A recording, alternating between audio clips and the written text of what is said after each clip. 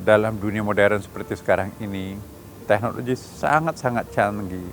Tapi teknologi itu juga bisa kita gunakan untuk melakukan segala macam. Bisa melakukan dosa yang sangat banyak, tapi kita juga bisa dengan teknologi itu melakukan amal kebajikan yang sangat baik, bahkan sangat baik.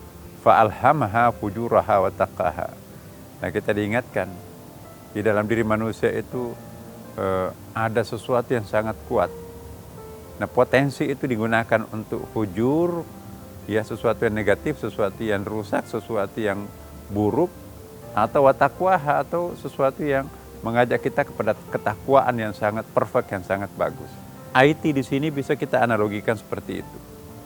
Dengan IT bisa kita membicarakan aib seseorang. Dengan IT kita bisa memfitnah seseorang. Dengan IT kita bisa memamerkan aurat kita kepada orang lain. Dengan IT kita bisa melakukan suatu skandal yang sangat besar. Tapi dengan IT pula kita bisa melakukan tadarusan Quran dengan ada di handphone kita. Dengan IT kita bisa mempublikasikan sebuah syiar agama. Benda kecil semacam handphone yang kita miliki itu bisa menuntun kita masuk surga, tapi juga bisa menuntun kita masuk neraka.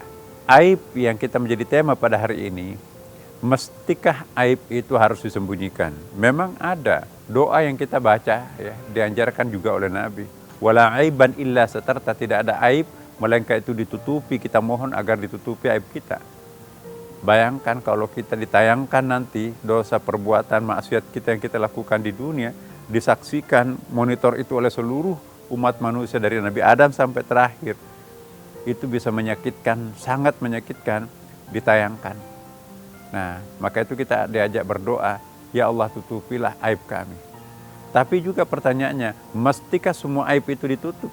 Apakah aib itu tidak bisa dibongkar, tidak bisa diungkapkan? Nah, jawabannya tergantung. Nah, kalau memang itu untuk kepentingan tertentu, misalnya untuk kepentingan pengadilan, tidak boleh malah ada yang ditutup-tutupi. Namanya saja saksi, harus ada yang menyaksikan. Dimungkinkan untuk itu. Tetapi kalau tidak ada kepentingan seperti itu, malah kita dianjurkan, jangan sampai kita membongkar aib.